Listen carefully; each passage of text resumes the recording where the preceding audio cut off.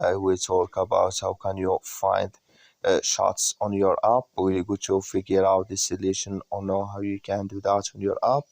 So you just follow these ways, then it's going to work with you to find your shots.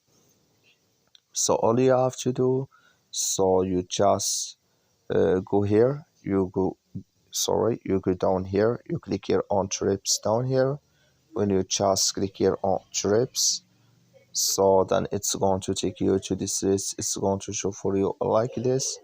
So then all you have to do now, inverse here, just go here above this sign, click on it.